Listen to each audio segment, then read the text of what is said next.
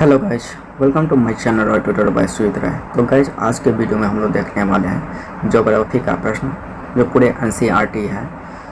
तो इसमें सारे क्वेश्चन ज्योग्राफी का होगा जो कि बार बार एग्जाम में रिपीटेड क्वेश्चन है, अब पूछ लिए गए हैं। कुछ क्वेश्चन ऐसे भी है जो एग्जाम में डायरेक्टेड पूछ लिए गए हैं। तो चलिए एक एक करके वीडियो को देखते हैं। तो इसमें अगर हमारे चैनल पर जो भी नए हैं तो चैनल को सब्सक्राइब कर लीजिएगा और कमेंट सेक्शन में बताइए वीडियो कैसा लगा, और वीडियो अच्छा लगे तो चैनल को वीडियो को लाइक कीजिएगा और दोस्तों के साथ शेयर करना ना भूलिएगा। तो चलिए आगे बढ़ते हैं और एक एक करके बारी बारी से प्रश्न को देखते हैं। जिसमें स्क्रीन पर पहला क्वेश्चन है इसमें कि नीफे में होता है। तो नीफे में जो होता है, पहला प्रश्न है नीफे में होता है। तो नीफे में क्या होता है? नीफे में लोहा होता है, ठीक है। इसके बाद है यानी नीफे के निकल इसमें निकेल और लोहा की मात्रा जो होता है इसमें होता है। नीफे का मतलब होता है निकेल और लोहा, इसमें दोनों चीज़ मौजूद होता है, इसलिए इसका नाम नीफे पड़ा है। तो यहाँ पे सिर्फ ऑप्शन में सिर्फ लोहा दिया है और निकेल तो है नहीं, तो इसलिए इसका ऑप्शन जो होगा राइट आंसर लोहा हो जाएगा, ठीक है। इसके बाद नेक्स्ट क्वेश्चन है, इसमें सेकंड क्वेश्चन है कि भूपटपट्टी में ऊपरी हिस्सा कहलाता है। तो भूपट्टी का जो ऊपरी हिस्सा कहलाता है वो सियाल कहलाता है। क्या कहलाता है? सियाल कहलाता है, ठीक है। इसके बाद नेक्स्ट क्वेश्चन है क्रूड है, यानी क्रूड एक प्रकार का है पृथ्वी की ऊपरी परत, पृथ्वी की निचली परत, खनिज तेल या ठोस पदार्थ। तो इसका आंसर जो हो जाएगा वो पृथ्वी की निचली परत होगा। इसके बाद नेक्स्ट क्वेश्चन है, यहाँ पे है कि भूपट्टी की खाली स्थान भी कहा जाता है। तो भूपट्टी को सियाल कहा जाता है, ठीक है। सियाल इसमें जो होता है, सियाल में वो सिलिकॉन और एल्यूमिनियम से बना होता है, इसलिए इसका नाम जो है सियाल पड़ा है। यानी सियाल ऐसा ऐसे सिलिकॉन और एल से एल्यूमिनियम होता है। ये दोनों मिलकर के भूपट्टी का निर्माण करता है, ठीक है। इसके बाद है इसमें कि पृथ्वी के अंदर प्रति डॉट मीटर की गहराई पर तापमान जो है 1 डिग्री सेल्सियस बढ़ जाता है। यानी 32 मीटर की गहराई पर जब पृथ्वी के नीचे जाते हैं, 32 मीटर के अंदर गहराई में जाते हैं, तो हम तापमान जो है उसका 1 डिग्री सेल्सियस बढ़ जाता है। ये क्वेश्चन बहुत भी है, यहाँ से प्रश्न पूछ लिए जाते हैं एग्जाम में। ये जितना प्रश्न अभी बता रहे हैं सारे क्वेश्चन पूछे हुए हैं जो कि बार बार एग्जाम में रिपीटेड होते रहते हैं, इसलिए क्वेश्चन को बारी बारी से देखना और अच्छे से देखना है और इसको याद करते जाना है। इसके बाद नेक्स्ट क्वेश्चन है कि पृथ्वी के बीच की परत को कहा जाता है सीमा कहा जाता है। पृथ्वी का जो बीच का परत होता है उसको सीमा कहा जाता है। इसको जैसे सीमा होता है तो इसमें सिलिकॉन और मैग्नीशियम का मात्रा होता है, इसलिए इसको भूपट्टी के बिजली परत को सीमा कहा जाता है। इसको याद रखें, ये भी क्वेश्चन यहाँ से बनता है कि सीमा जो होता है उसमें कौन कौन से तत्व होते हैं या एलिमेंट होते हैं। तो सिलिकॉन और मैग्नीशियम होते हैं, ठीक है। इसके बाद इसमें है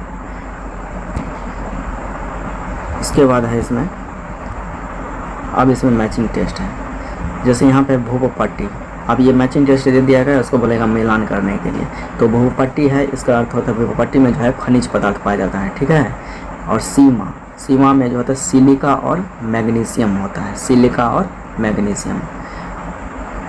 तो और सियाल में जो होता है इसमें होता है सिलिका और एल्यूमिनियम, सियाल में सिलिका और एल्यूमिनियम। और नीफे जो होता है इसमें होता है, ये नीफे होता है पदार्थों की गाढ़ी अवस्था। इसमें जो होता है पृथ्वी के अंदर दबने के बाद कोई भी ठोस पदार्थ जो होता है वो पिघल जाता है, यानी द्रव अवस्था में आ जाता है, जिसमें मौजूद होता है नीफे यानी निकेल और लोहा होता है, ठीक है। अब इसके बाद क्वेश्चन है, इसके बाद है कि इनमें रूपांतरित चट्टान है, यानी किसमें रूपांतरित चट्टान पाया जाता है? बेसाल्ट में, चूना पत्थर में, संगमरमर में, ग्रेनाइट में। तो इसका जो राइट आंसर होगा वो संगमरमर जो है रूपांतरित चट्टान का उदाहरण है, ठीक है। इसके बाद बेसाल्ट किस प्रकार की चट्टान है? तो बेसाल्ट जो है वो आग्नेय चट्टान है, ठीक है। इसके बाद है चट्टानों के रूपांतरण में किसका योगदान होता है? तो चट्टानों के रूपांतरण में जो होता है वो तापमान का भी होता है, दबाव का भी होता है और रासायनिक द्रव का भी। ये तीनों ऑप्शन सही है, इसलिए इसका आंसर जो होगा राइट आंसर उपर्युक्त सभी हो जाएगा, ठीक है। इसके बाद नेक्स्ट क्वेश्चन है कि जो चट्टान जो चट्टान ज्वालामुखी से निकले लावा के ठंडा होने से बनती है उसे कौन सा चट्टान कहते हैं? तो उसे हम आग्नेय चट्टान कहते हैं। ठीक है, ये क्वेश्चन भी बहुत इम्पोर्टेंट है। इसके बाद है जिन चट्टानों में परत पाई जाती है उन्हें कौन सा चट्टान कहते हैं? उन्हें अवसादी चट्टान कहते हैं। जिन चट्टानों में परत पाई जाती है उन्हें हम अवसादी चट्टान कहते हैं। और इसके बाद है कि ज्वालामुखी से निकला गर्म पदार्थ जो होता है वो क्या कहलाता है? तो गर्म पदार्थ लावा या मैग्मा कहलाता है। ठीक है, उसको लावा या मैग्मा कहते हैं, ये याद रखना है। अत्यधिक ताप और दबाव के कारण जो चट्टानों के लक्षण बदल जाते हैं। पूछेगा कि चट्टानों के लक्षण क्यों बदल जाते हैं? तो अधिक ताप और दबाव के कारण। ठीक है, अब इसमें कुछ मैचिंग टेस्ट है, जैसे सेंधा नमक है तो सेंधा नमक का हो जाएगा अवसादी चट्टान, ग्रेनाइट का हो जाएगा आग्नेय चट्टान और संगमरमर का हो जाएगा रूपांतरित चट्टान। ये सारे इनके उदाहरण हैं। ठीक है, ये सब क्वेश्चन बहुत भी है, इसको याद कर लेना है। इसके बाद नेक्स्ट क्वेश्चन है, छोटा नागपुर का पठार क्या है? तो छोटा नागपुर का पठार जो है वो एक पठार है या एक मैदान है या एक झील है या एक पर्वत है? तो इसका आंसर जो होगा वो एक पठार है। छोटा नागपुर क्या है? तो छोटा नागपुर जो है एक प्रकार का पठार है। भू सतह पर भूकंप के केंद्र के ऊपर स्थित स्थान क्या कहलाता है? तो ये अधिकेंद्र कहलाता है। ठीक है, यानी भू सतह भूमि के सतह पर भूकंप के केंद्र के ऊपर स्थित जो स्थान होता है वो अधिकेंद्र कहलाता है। इसके ये क्वेश्चन बहुत भी है। इसके बाद है नेक्स्ट क्वेश्चन।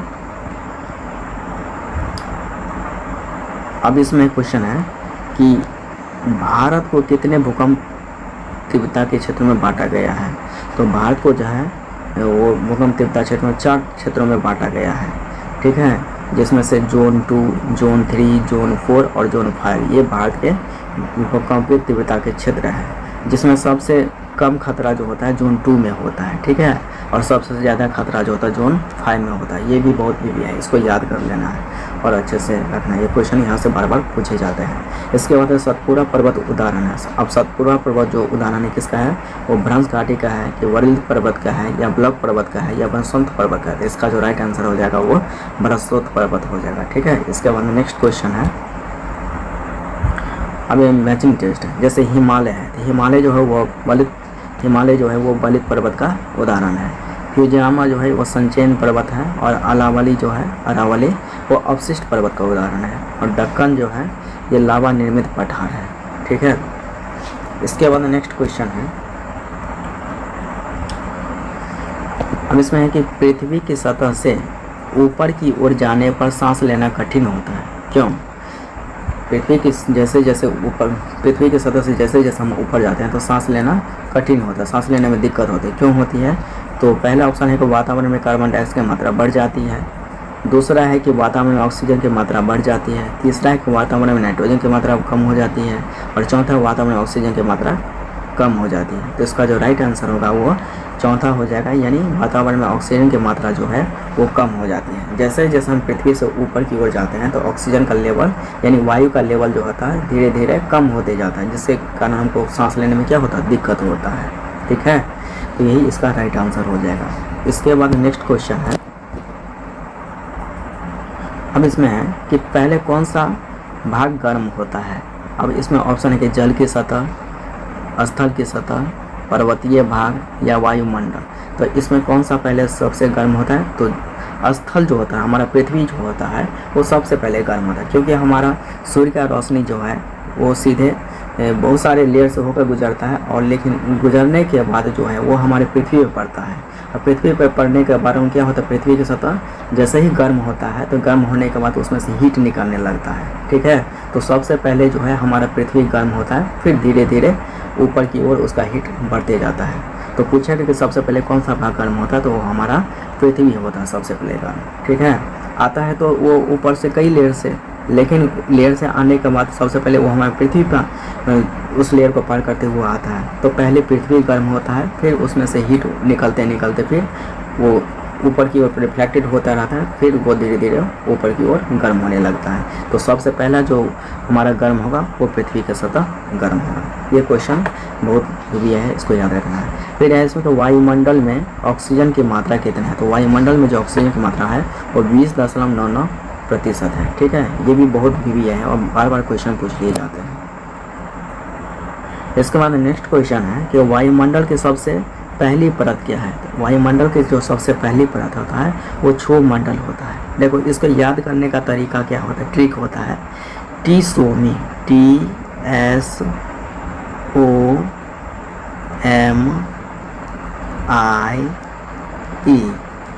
ये याद करने का ये ट्रिक होता है, ठीक है। इसको जैसे टी से होगा ट्रोपोस्फियर जिसको हम क्षोभ मंडल कहते हैं, एस से हो गया स्ट्रेटोस्फियर जिसको समताप मंडल कहते हैं, ओ से हो गया ओजोनोस्फियर जिसको हम ओजोन मंडल कहते हैं, एम से हो गया मीजोस्फियर जिसको हम मध्य मंडल कहते हैं, आई से हो गया आयोनोस्फियर जिसको आयन मंडल कहते हैं, और ई से होता है एक्सोस्फियर जिसको हम बाहरी अंतरिक्ष या बहिर्भाग कहते हैं। तो ये होता है याद करने का लेयर का ट्रिक, इसको याद रखना है, इससे सारे क्वेश्चन याद हो जाएगा, ठीक है। जो भी परत से पूछेगा क्वेश्चन यहाँ से याद हो जाएगा। तो पूछेगा सबसे पहला परत क्या होगा, तो क्षोभ मंडल होगा जिसको हम ट्रोपोस्फियर कहते हैं, ठीक है। दूसरा मंडल स्ट्रेटोस्फियर समताप मंडल होता है, तीसरा होता है ओजोनोस्फियर यानी ओजोन परत होता है, तीसरा होगा चौथा हो जाएगा मीजोस्फियर जिसको मध्य मंडल कहते हैं, पाँचवा हो जाएगा आयनोस्फियर जिसको हम आयन मंडल कहते हैं, और छठा होता है एक्सोस्फियर जिसको हम बहिर्मंडल कहते हैं, ठीक है। तो ये याद करने का ट्रिक होता है।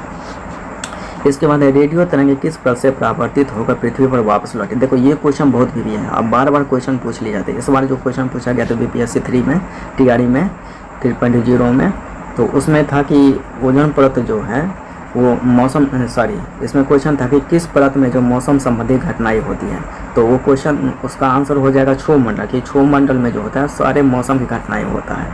लेकिन अब यहीं से प्रश्न एक और पूछेगा कि रेडियो तरंगे जो है किस परत से परावर्तित होकर पृथ्वी को वापस लौटती है। तो ये हो जाएगा आयन मंडल, इसको याद रखना है, ठीक है। ये क्वेश्चन बहुत भी है और बार बार एग्जाम में पूछ लिए जाते हैं। इसके बाद नेक्स्ट क्वेश्चन है कि समताप मंडल का आरंभ जो है वो कहाँ किसके बाद होता है, तो क्षोभ मंडल के बाद होता है। अब ये बताया कि परत को ले यानी परत को याद करने का ट्रिक था TSOMI, TSOMI। तो इसके यानी ट्रोपोस्फियर के बाद स्ट्रेटोस्फियर होता है, यानी समताप मंडल का जो आरंभ होता है किसके बाद होता है। तो अभी बताया कि ट्रोपोस्फियर में क्षोभ मंडल होता है, उसके बाद स्ट्रेटोस्फियर होता है यानी समताप मंडल, यानी क्षोभ मंडल के बाद होता है समताप मंडल का आरंभ, ठीक है।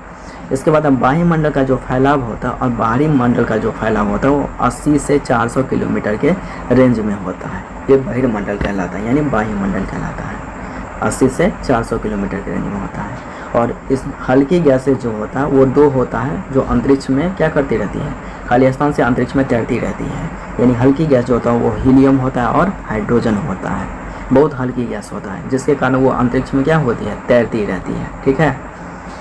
इसके बाद वायुमंडल का विस्तार जो है पृथ्वी की सतह से खाली स्थान मीटर की ऊंचाई तक होता है। तो वायुमंडल का जो विस्तार है पृथ्वी की सतह से वो 1000 किलोमीटर की ऊंचाई तक होता है। यानी वायुमंडल का जो विस्तार है हमारे पृथ्वी की सतह से वो 1000 किलोमीटर की ऊंचाई तक जो है हमारे वायुमंडल का विस्तार है, जिसमें हवा ही हवा है। वायुमंडल मतलब क्या, हमारे पृथ्वी जो है चारों ओर हवा से घिरा हुआ है, तो घिरा हुआ है उसी को वायुमंडल कहा जाता है, ठीक है। तो इसका जो रेंज होता है वो हमारे पृथ्वी से 1000 किलोमीटर के ऊंचाई तक होता है। इसके बाद नेक्स्ट क्वेश्चन है, अब इसमें नेक्स्ट क्वेश्चन है वायुमंडल में सबसे अधिक खाली स्थान गैस पाया जाता है। सबसे अधिक गैस जो होगा वो नाइट्रोजन पाया जाता है, ठीक है। इसके बाद है कि तापमान बढ़ने से खाली स्थान के जलस्तर में वृद्धि होती है।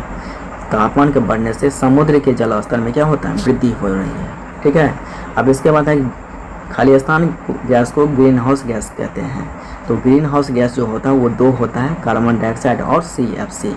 CFC मतलब होता है क्लोरोफ्लोरोकार्बन, और CO2 का अर्थ होता है कार्बन डाइऑक्साइड। ये दोनों गैस जो होता है वो ग्रीन हाउस गैस होता है। ये दोनों VVI क्वेश्चन है और बार बार एग्जाम में पूछ लिए जाते हैं, तो इसको बहुत मोस्ट VVI लगा लेना है और बार बार एग्जाम में पूछे, इसको याद रखना है, ठीक है। इसके बाद नेक्स्ट क्वेश्चन है, अब इसमें क्वेश्चन है कि पृथ्वी पर जलमंडल का हिस्सा है, पृथ्वी पर जो जलमंडल का जल का जो हिस्सा है वो टोटल कितना है, 71% है, ठीक है। 71% भाग पर क्या है, जल है, पूरा जल है। इसके बाद है मुंबई किस सागर के किनारे स्थित है। तो मुंबई जो है वो अरब सागर के किनारे स्थित है, ठीक है। मुंबई जो है वो अरब सागर के किनारे स्थित है। इसके बाद नेक्स्ट क्वेश्चन है कि चंद्रमा के गुरुत्वाकर्षण से जल ऊंचाई की ओर बढ़ता है, यह स्थिति कहलाती है। यानी चंद्रमा के गुरुत्वाकर्षण से जल ऊंचाई की ओर बढ़ता है, तो यह स्थिति क्या कहलाती है? यह स्थिति जो है ज्वार कहलाती है। क्या कहलाती है? ज्वार कहलाती है। ठीक है, ये क्वेश्चन बहुत भी है, ये भी क्वेश्चन बार बार एग्जाम में पूछ लिए जाते हैं, तो इसको भी याद रखना है। इसके बाद नेक्स्ट क्वेश्चन है, अब इसमें है कि इनमें कौन झील है? तो काला सागर, लाल सागर, फतेह सागर, अरब सागर। तो इसमें इसका जो राइट आंसर हो जाएगा वो फतेह सागर होगा। इसके बाद क्वेश्चन, नेक्स्ट क्वेश्चन है, इसके बाद है कि नदी का जल समुद्र में गिरकर खाली स्थान हो जाते हैं। नदी का जल जो है समुद्र में गिर करके वो खारा हो जाता है, क्योंकि समुद्र का पानी जो होता है नमकीन होता है। ठीक है, समुद्र में जाने के बाद नदी का जल जो होता है वो खारा हो जाता है। इसके बाद है ज्वार भाटा खाली स्थान होता है। ज्वार भाटा जो है हमेशा समुद्र में होता है। ठीक है, इसको याद रखना है।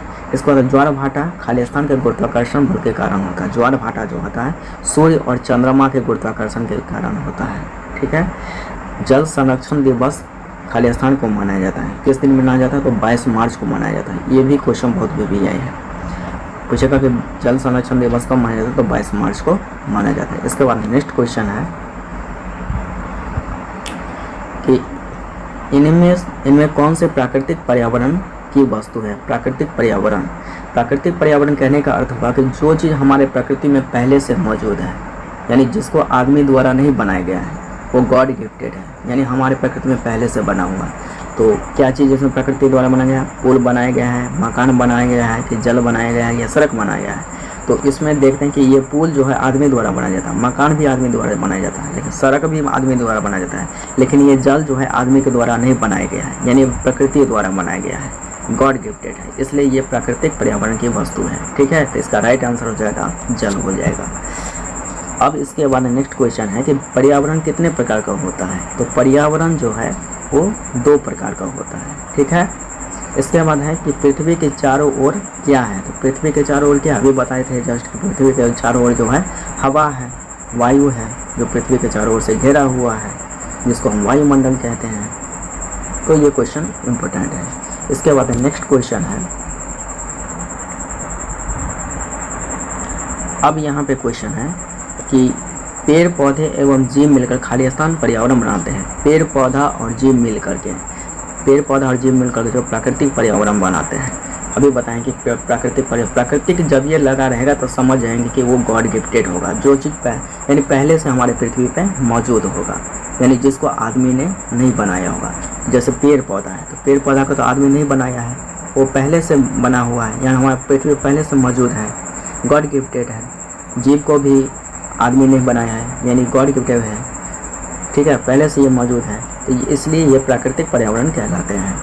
अब इसमें है कि पेड़ पौधे जीव जंतु जैव खाली स्थान के अंग है। तो जैव को, ये पेड़ पौधे जीव जंतु जो है वो जैव पर्यावरण के अंग है। ठीक है, इसके बाद मनुष्य ने अपनी खाली स्थान की पूर्ति के लिए चीज़ों को बनाया है। मनुष्य ने जो अपनी आवश्यकता की पूर्ति के लिए, ठीक है, अपनी ज़रूरतों की पूर्ति के लिए सभी किसी न किसी चीज़ को बनाया है। ठीक है, इसके बाद नेक्स्ट क्वेश्चन है कि जल प्रदूषण हो रहा है। अब जल प्रदूषण क्यों हो रहा है? तो पहला ऑप्शन है पौधों के कटाव से, दूसरा है इसमें वाहन चलाने से, तीसरा है पानी पीने से, चौथा है पानी में दूषित पदार्थ मिलाने से। तो इसमें देखो, जल प्रदूषण हम ये कह रहे हैं, तो अगर पौधा की कटाव करते हैं तो इसमें जल प्रदूषण नहीं हो रहा है। वाहन भी चला रहे हैं तो वाहन चलाने से क्या होगा? धुआं निकलता है, तो वह वायु प्रदूषण हो गया, जल प्रदूषण नहीं होगा। पानी पीने से, पानी पिएंगे तो वो उससे जल प्रदूषण नहीं हो रहा है। लेकिन इसमें ये चौथा ऑप्शन जो है यहाँ पे, पानी में दूषित पदार्थ मिलाने से, यानी पानी में अगर कोई दूषित पदार्थ मिला देता है तो वो पानी क्या हो जाता है? गंदा हो जाता है, यानी वो पानी पीने लायक नहीं रहता है। ठीक है, तो इसलिए इसका राइट आंसर हो जाएगा जल प्रदूषण का जो प्रदूषण हो रहा है वो पानी में दूषित पदार्थ मिलाने से जल प्रदूषण हो रहा है। इसका आंसर जो होगा ऑप्शन नंबर 4 हो जाएगा। इसके बाद नेक्स्ट क्वेश्चन है कि नदी या तालाब के पानी की शुद्धता हो सकती है। नदी और तालाब का जो पानी की शुद्धता हो सकती है, किससे हो सकती है? मच्छर पालने से, तोता पालने से, बत्तख पालने से, या मछली पालने से। तो इसका जो राइट आंसर हो जाएगा वो हो जाएगा मछली पालने से। अब क्या होता है कि पानी में देखना कि बहुत सारे मच्छर हो जाते हैं जो पानी के ऊपर तैरते रहते हैं या परत होते हैं, तो वो मच्छर को जो भगाने का काम करता है वो क्या करता है, मछली करता है। मछली जो होता है वो सारे मच्छर को क्या कर देता है, साफ़ कर देता है, यानी खा जाता है। तो पानी वो क्या करता है, साफ़ हो जाता है। ठीक है, इसलिए नदी और पानी की शुद्धता हो सकती है, किससे हो सकती है, मछली पालने से होते हैं। और एक मच्छर को खाने वाला जो मछली है उसका नाम गैम्बोसिया होता है। ये भी बार बार कभी कभी क्वेश्चन पूछ लिया जाता है कि मच्छर को खाने वाले मछली कौन से हैं, तो वो गैम्बोसिया होता है। क्या होता है, गैम्बोसिया, इसको याद रखना है, गैम्बोसिया। ठीक है, गैम्बोसिया होता है, इसको याद रखना है। इसके बाद नेक्स्ट क्वेश्चन है कि बढ़ती जनसंख्या के कारण हो रहा है। अब बढ़ती जनसंख्या के कारण क्या हो रहा है, तो बढ़ती जनसंख्या के कारण जो हो रहा है वो पहला ऑप्शन है, वृक्षों का तेजी से कटाव हो रहा है, या भवनों का निर्माण हो रहा है, या आधारभूत संरचना का निर्माण हो रहा है, या उपर्युक्त सभी हो रहा है। तो देखो इसमें बढ़ती जनसंख्या के कारण वृक्षों का तेजी से कटाव भी होगा, भवन का निर्माण भी होगा, आधारभूत संरचना का निर्माण भी होगा, इसलिए इसका आंसर जो होगा उपर्युक्त सभी हो जाएगा। ठीक है, अब इसमें क्वेश्चन है कि पर्यावरण संरक्षण के लिए क्या किया जाना चाहिए, यानी पर्यावरण को सुरक्षित रखने के लिए, बचाने के लिए क्या किया जाना चाहिए। तो पहला ऑप्शन है, खूब पौधे लगाना चाहिए। दूसरा है, गंदे जल की उचित निकासी का प्रबंध करना चाहिए। तीसरा है, गाड़ियों का कम उपयोग करना चाहिए, या चौथा है, उपर्युक्त सभी। तो देखो इसमें पर्यावरण सुरक्षित तभी रहेगा जब हम ज़्यादा से ज़्यादा पौधा भी लगाएंगे। ठीक है, गंदे जल के उचित निकासी का प्रबंध करेंगे और गाड़ियों का कम उपयोग करेंगे। तो ये सारे ऑप्शन जो है ये क्या करता है, अगर सारे ऑप्शन इसका राइट हो जाएगा, यानी उपर्युक्त सभी जो होगा पर्यावरण को संरक्षण के लिए किया जाना चाहिए। तो इसका राइट आंसर होगा उपर्युक्त सभी। इसके बाद है, अब इसमें क्वेश्चन है कि खालिस्तान गैस वायु प्रदूषण पैदा करती है। तो कार्बन डाइऑक्साइड गैस जो होता है वो सबसे ज़्यादा वायु प्रदूषण करता है। ठीक है, देखना कि कल कारखाने या चिमनी से, भट्ठा से जो वो धुआं निकलता है, ठीक है, तो वो धुआं जो होता है वो हमारे वायुमंडल में मिल जाता है, जिसके कारण वो पूरा वायु प्रदूषित हो जाता है, वायु प्रदूषण फैलता है। तो वो जो धुआं निकलता है उसमें क्या होता है, वो कार्बन डाइऑक्साइड होता है, और इसका मात्रा अगर काफ़ी बढ़ जाएगा तो हम लोग को सांस लेने में दिक्कत होगा। ठीक है, तो जिससे हम लोग बीमार पड़ सकते हैं। तो इसका वायु प्रदूषण है, ये कार्बन डाइऑक्साइड होता है। इसके बाद है कि ध्वनि की तीव्रता को किस में मापते हैं, तो ध्वनि की तीव्रता को हम लोग डेसिबल में मापते हैं। ठीक है, अब इसमें है कि नेक्स्ट क्वेश्चन कि खालिस्तान को संरक्षित राष्ट्रीय जलीय जीव घोषित किया गया है। तो राष्ट्रीय जलीय जीव जो घोषित किया गया वो डॉल्फिन को किया गया है। डॉल्फिन एक प्रकार का क्या है, मछली है। ठीक है, ये मछली है डॉल्फिन।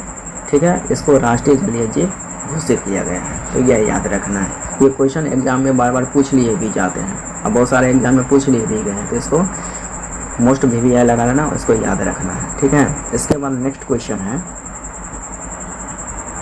कि लद्दाख की जलवायु शुष्क है। ठीक है, क्योंकि लद्दाख का क्या होगा, पहला ऑप्शन है ऊंचाई पर होना, दूसरा है वनस्पतियों का न होना, तीसरा है हिमालय की वृष्टि छाया में होना, चौथा है निचाई पर होना।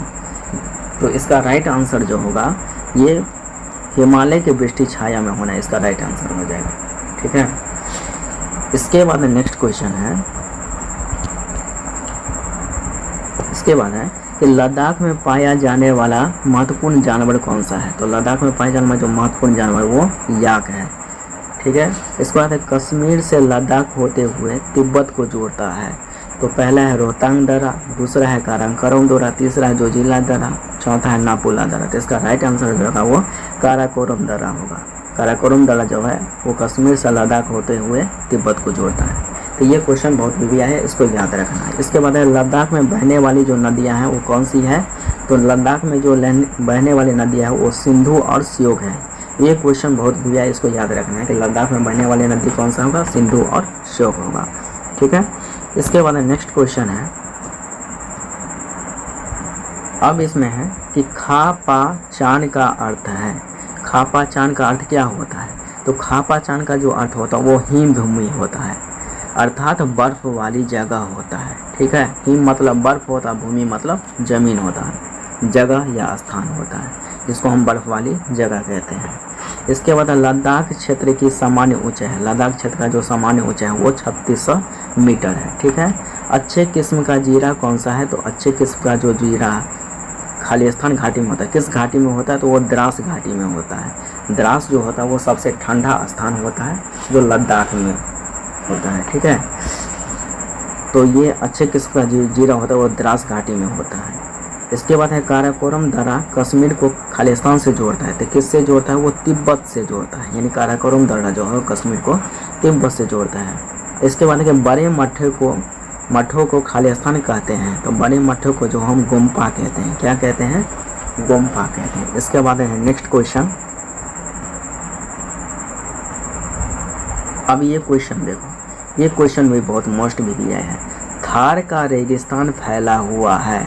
तो थार का जो रेगिस्तान फैला हुआ कहाँ तक, किस किस स्टेट में फैला हुआ है, तो गुजरात और राजस्थान में जो है वो थार का रेगिस्तान फैला हुआ है। ठीक है। इसके बाद है कि साफा कहते हैं। साफा किसे कहते हैं, तो सिर पर बांधने वाले पगड़ी को हम साफा कहते हैं। याद रखना है कि सिर पर जो बांधने वाली पगड़ी होते हैं उसको हम साफा कहते हैं। इसके बाद नेक्स्ट क्वेश्चन है कि थार प्रदेश में पाए जाने वाले खनिज हैं। तो थार प्रदेश में जो पाए जाने वाले खनिज है वो संगमरमर और अभ्रक है।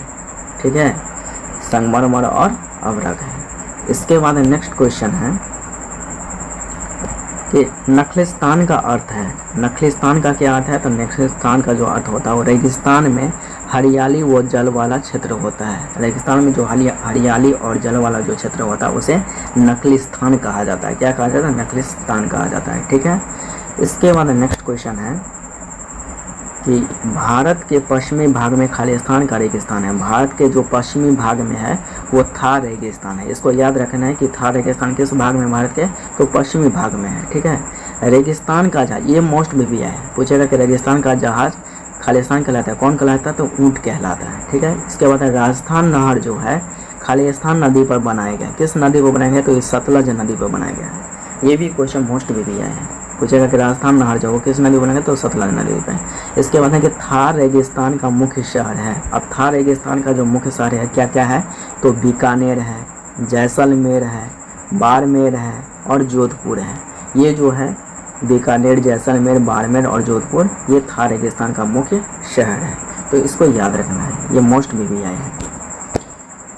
इसके बाद नेक्स्ट क्वेश्चन है कि बिहार के पूर्व में है। तो बिहार के पूर्व में जो है वो पश्चिम बंगाल है। क्या है, बिहार के पूर्व में पश्चिम, जैसे बिहार की चौहदी बताए थे कि बिहार के उत्तर में है नेपाल, दक्षिण में है झारखंड, पूर्व में है पश्चिम बंगाल, पश्चिम में है उत्तर प्रदेश। तो बिहार के पूर्व में क्वेश्चन पूछ लिया है, तो पूर्व में है पश्चिम बंगाल। ठीक है। इसके बाद नेक्स्ट क्वेश्चन, अब यहाँ पे देखो ये मोस्ट भी है, इसको बार बार कह रहे हैं मोस्ट भी है, बार बार क्वेश्चन पूछ लिए जाते हैं। मधुबनी पेंटिंग जुड़ी है। मधुबनी पेंटिंग जो है किससे जुड़ी है, तो मिथिला क्षेत्र से जुड़ा हुआ है। ठीक है, किस क्षेत्र से, तो मिथिला क्षेत्र से। इसके बाद नेक्स्ट क्वेश्चन है, अब यहाँ पे क्वेश्चन दिया है कि जमालपुर में अवस्थित है। तो जमालपुर में क्या चीज़ अवस्थित है, तो रेलवे कार्यशाला है। इसको याद रखना है कि जमालपुर में क्या चीज़ अवस्थित है, रेलवे कार्यशाला। रेलवे का जो कार्यशाला है वो जमालपुर में अवस्थित है। ये बिहार से क्वेश्चन कभी कभी पूछ लिए जाते हैं एग्जाम में। ठीक है। इसके बाद है नेक्स्ट क्वेश्चन। अब इसमें मैचिंग टेस्ट दे दिया रहेगा, बोलेगा मैचिंग कराने के लिए। जैसे चूना पत्थर है, तो चूना पत्थर है वो कैमूर से संबंधित है। ठीक है। रेलवे वैगन प्लांट है तो मोकामा में है और मुजफ्फरपुर में है। यानी रेलवे वैगन प्लांट जो है वो मोकामा में भी है और मुजफ्फरपुर में भी है। जर्दालू, ये जर्दालू जो है एक प्रकार का आम की प्रजाति है जो भागलपुर से संबंधित है। किससे संबंधित है, भागलपुर से। इसके बाद है तेल शोधक कारखाना। ये तेल शोधक कारखाना जो है वो बरौनी में है। कहाँ पे है, तो बरौनी में है। ये मोस्ट भी है क्वेश्चन, इसको याद कर लेना है। ठीक है, यहाँ से क्वेश्चन पूछ लिए जाते हैं। इसके बाद नेक्स्ट क्वेश्चन है, अब यहाँ पे है कि केरल प्रदेश की जलवायु है। तो केरल प्रदेश की जलवायु क्या होगा, उष्णार्द्र होगा। क्या होगा, उष्णार्द्र, यानी उष्ण भी है और आर्द्र भी है, इसलिए इसको उष्णार्द्र कहा जाता है। तो ये केरल प्रदेश की क्या है, जलवायु है। केरल में नहीं उपजाया जाता है। अब इनमें से जो केरल में क्या चीज़ नहीं उपजाया जाता है, तो केरल में जो है जूट का उत्पादन नहीं होता। बाकी हर एक चीज़ का होता है, कहवा का भी होता है, काजू का भी होता है, इलायची का भी होता है, लेकिन ये जूट का उत्पादन जो है नहीं होता है। ठीक है, तो इसका राइट आंसर हो जाएगा जूट। ठीक है। इसके बाद नेक्स्ट क्वेश्चन है, अब यहाँ पे ये देखो काफ़ी सारे एग्जाम में पूछ लिए जाते हैं और ये बार बार एग्जाम में किसी न किसी एग्जाम में रिपीटेड होते रहते हैं, तो इसको मोस्ट VVI लगाना है। जैसे साइलेंट वैली स्थित है, साइलेंट वैली कहाँ पे स्थित है, तो साइलेंट वैली जो है ये क्वेश्चन आगे के वीडियो में जब अपलोडेड होगा तो बता देंगे सही से देख करके, ठीक है। तो इसको डॉटेड रखते हैं, आगे बताते हैं। जैसे अब यहाँ पे देखो सबरीमाला क्या है, यदि आप लोगों को पता होगा तो कमेंट सेक्शन में इसका आंसर दीजिएगा, ठीक है। कमेंट सेक्शन में आंसर दीजिएगा इसका आंसर क्या होगा। इसके बाद है कि सबरीमाला क्या है, तो सबरीमाला एक प्रकार का क्या है, तीर्थ स्थान है। ये क्वेश्चन बहुत भी है, इसके क्वेश्चन दे देता है और पूछेगा कि ये क्या है, तो ये याद रखना कि ये तीर्थ स्थान है एक प्रकार का, ठीक है। इसके बाद है नेक्स्ट क्वेश्चन है, अब यहाँ पे कुछ मैचिंग टेस्ट दिया है और इसका मिलान करना है। जैसे मलखंभ, ये मलखंभ क्या है, तो एक प्रकार का क्या है, खेल है ये, ठीक है। पश्चिमी घाट, तो पश्चिमी घाट किससे संबंधित है, नीलगिरी के पहाड़ी से, नीलगिरी के पहाड़ी पश्चिमी घाट। अब केराली मसाज, केराली मसाज क्या होता है, तो एक प्रकार की चिकित्सा पद्धति है, क्या है, एक प्रकार की चिकित्सा पद्धति है। और उत्पम, उत्पम जो होता है एक प्रकार का क्या है, एक प्रकार का खाद्य पदार्थ है। उत्पम जो होता है एक प्रकार का खाद्य पदार्थ है। अब यहाँ पे मलयालम, तो मलयालम जो हो वो एक प्रकार की भाषा है और ये किस स्टेट का है, तो केरल का है। किस स्टेट का है, केरल का है। इसको याद रखना है, ये क्वेश्चन किसी न किसी एग्जाम में पूछ लिए जाते हैं। तो मलयालम भाषा कहाँ का है, केरल का है, ठीक है। ये एक प्रकार का भाषा लैंग्वेज है। इसके बाद नेक्स्ट क्वेश्चन है, अब यहाँ पे क्वेश्चन है कि वर्ष भर एक ही दिशा में बहने वाली पवन है, तो वर्ष भर साल भर जो है एक ही दिशा में बहने वाली पवन को क्या कहते हैं, तो अस्थाई पवन कहते हैं। क्या कहते हैं, अस्थाई पवन। इसके बाद नेक्स्ट क्वेश्चन, जलवाष्प का जल रूप में बदलने की क्रिया कहलाती है। जलवाष्प का जल रूप में बदलने की क्रिया क्या कहलाती है, तो संघनन कहलाती है। क्या कहलाती है, संघनन। इसके बाद देखो यहाँ पे कैटरीना क्या है, ये वर्ड दे दिया जाएगा, पूछेगा कैटरीना क्या है, ऑप्शन दे देगा, एक चक्रवात है, एक ठंडी पवन है, एक स्थानीय पवन है, ये एक प्रति चक्रवात है। तो यहाँ पे इसका आंसर जो होगा एक चक्रवात है, ठीक है। तो इसको याद रखना, एक प्रकार का चक्रवात है। इसके बाद नेक्स्ट क्वेश्चन है कि चक्रवात के केंद्र में खाली स्थान दाब होता है, तो चक्रवात के केंद्र में जो है एक कम दाब होता है, ठीक है। तो ये क्वेश्चन भी बार बार पूछ लिए जाते हैं, इसको याद रखना है। चक्रवात के केंद्र में क्या होता है, एक कम दाब होता है, ठीक है। लू एक खाली स्थान है, लू एक प्रकार का क्या है, गर्म हवा है, ठीक है। ये ज़्यादातर बिहार में चलता रहता है, ठीक है। इसके बाद है कि ऊंचाई के कारण हवाएं खाली स्थान होकर सघन करती हैं। ऊंचाई के कारण जो हवाएं ठंडी हो जाती है, ठीक है, और ठंडी होकर वह संघनन करती है, कंडेंसेशन करती है। इसके बाद है कि विषुवत रेखीय क्षेत्रों में खाली स्थान वर्षा होती है। विषुवत रेखीय क्षेत्र में जो है वो संवाहनिक वर्षा होती है। ये क्वेश्चन बहुत भी है, इसको याद रखना है कि विषुवत रेखीय क्षेत्रों में कौन सी वर्षा होती है, तो संवाहनिक वर्षा होती है। इसके बाद नेक्स्ट क्वेश्चन है, इसके बाद है कि दैनिक तापमान जो होता है वो खाली स्थान में मापते हैं। दैनिक तापमान को हम लोग सेल्सियस में मापते हैं। शरीर का तापमान को हम लोग फ़ारेनहाइट में मापते हैं। वायु दिशा दर्शक में तीर की पूंछ खाली स्थान की दिशा में होता है। किसके दिशा में होता है, तो हवा की दिशा में होता है। वर्षा की मात्रा खाली स्थान से मापते हैं, किससे मापते हैं, रेन गेज से मापते हैं, ठीक है। तो ये क्वेश्चन भी मोस्ट VVI है, इसको क्या करना है, तो इसको भी याद रखना है, ठीक है। अब इसमें नेक्स्ट क्वेश्चन देखते हैं। यहाँ पे अब मैचिंग टेस्ट दे रहे हैं। जैसे रेन गेज है, तो रेन गेज का संबंध किससे होगा, तो अभी पता है कि वर्षा की मात्रा से होगा। विंड वेन क्या होता है, विंड वेन पवन की दिशा होता है। थर्मामीटर से क्या करते हैं, तो हम लोग टेम्परेचर को मापते हैं, यानी तापमान को मापते हैं। इसके बाद नेक्स्ट क्वेश्चन है, तो आज के लिए इतना ही क्वेश्चन था। ये पूरा ज्योग्राफी था, इसमें पूरा हम कवर किए हैं पूरे टॉपिक को। क्लास 7 का चैप्टर था NCERT, जिसको हम लोगों ने देखा है, ठीक है। और ऐसा ही वीडियो पाने के लिए हमारे चैनल को सब्सक्राइब करिए, ठीक है। और वीडियो अच्छा लगे तो लाइक कीजिएगा और दोस्तों के साथ शेयर कीजिएगा और कमेंट सेक्शन में बताइएगा कि वीडियो कैसा लगा। तो चलिए आज के लिए बस इतना ही, तब तक के लिए धन्यवाद।